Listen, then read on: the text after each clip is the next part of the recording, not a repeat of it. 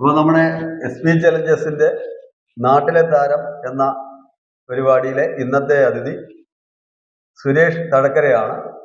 അപ്പോൾ അദ്ദേഹത്തെ നമുക്കൊന്ന് പരിചയപ്പെടാം. സുരേഷ്, എന്തുകൊണ്ട് വിശേഷം? പ്രോഗ്രാമൊക്കെ ഞാൻ കാണാറുണ്ട്. അപ്പോൾ നമ്മുടെ സുരേഷ് തടക്കര നന്നായി ഭജനയും ഗാനങ്ങളും ഒക്കെ പാടുന്ന നല്ലൊരു കലാകാരനാണ്. ഒപ്പം മറ്റ് പല കഴിവുകളുള്ള ആളാണ്. അപ്പൊ എന്തൊക്കെയാ എന്ന് പറഞ്ഞു? ഞാൻ ഹാർമോണിയം വായിക്കും, പിന്നെ തബല, പിന്നെ പാട്ട്, അങ്ങനെയുള്ള പഴയ മിമിക്രി ആർട്ടിസ്റ്റ് ആയിരുന്നു. അങ്ങനെയൊക്കെ ഉള്ള ഒരു ചെറിയ മിമിക്രി ഒക്കെ ചെയ്യുമായിരുന്നു. ഒരു സൗണ്ട് ചെയ്യാൻ പറ്റുമോ?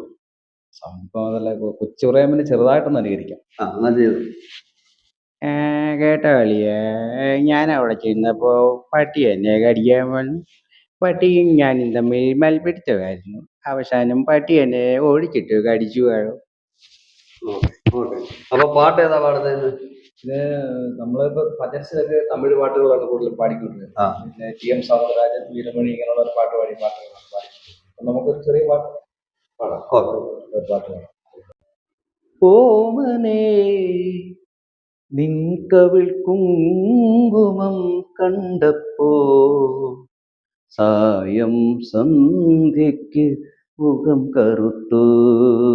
ഓമനേ നിൻകവിൾ കുങ്കുമം കണ്ടപ്പോൾ സായം സന്ധ്യയ്ക്ക് മുഖം കറുത്തു.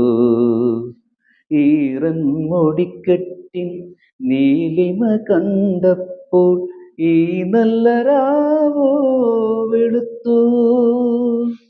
നേരം പോയതറിഞ്ഞില്ല, നമ്മൾ ഇരവും പകലുമറിഞ്ഞില്ല.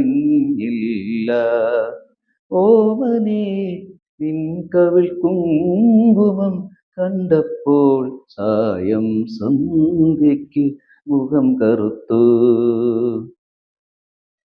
ജീവിതയാത്രയിൽ നീ കൂടെ വന്നാൽ ഋതുഭേദമെവിടെ പ്രാണസഖി? അല്ലെങ്കിൽ നീ തന്നെ ഋതുകന്യമാരുടെ സമന്വയമല്ലേ ഹൃദയേശ്വരി?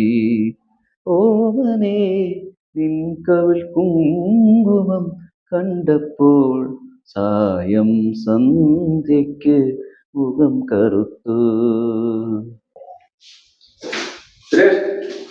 അപ്പൊ അടിപൊളി പാട്ടായിരുന്നു, വളരെ സന്തോഷം, നന്നായി പാടി. അപ്പൊ സുരേഷ്, എനിക്കറിയാം സുരേഷ് ഒരുപാട് കഴിവുള്ള ഒരു കലാകാരനാണ്. അപ്പൊ നമ്മുടെ ചാനൽ കണ്ടിട്ടുണ്ടോ? SP ചലഞ്ചസ് എങ്ങനെയുണ്ട് അഭിപ്രായം? കുഴപ്പമില്ല, നല്ല നല്ല വളർന്നു വരുന്ന കലാകാരന്മാരെ വളർത്താൻ ഇതൊരു ഇങ്ങനെയുള്ള സമ്പ്രദായങ്ങൾ നല്ലതാണ്. അത് നമുക്ക് കുറെ നല്ല കാര്യങ്ങൾ ആണെന്നാണ് എൻ്റെ അഭിപ്രായം. അപ്പൊ നമ്മള് ഒരു ചെറിയ സമ്മാനം നമ്മുടെ ചാനലിന്റെ വക, അപ്പൊ SP ചലഞ്ചിന്റെ ഒരു ഉപഹാരം. അപ്പൊ നമ്മുടെ ചാനൽ എല്ലാവരും കാണണം, ലൈക്ക് ചെയ്യണം, ഷെയർ ചെയ്യണം. അപ്പം എല്ലാവിധ പിന്തുണയും, ഇതുപോലെയുള്ള കലാകാരന്മാരെ നമ്മൾ പരിചയപ്പെടുത്തുന്ന ഒരു ചാനലാണ്. അപ്പൊ എല്ലാവിധ പിന്തുണയും സഹകരണവും ഉണ്ടാവണം. നന്ദി, നമസ്കാരം.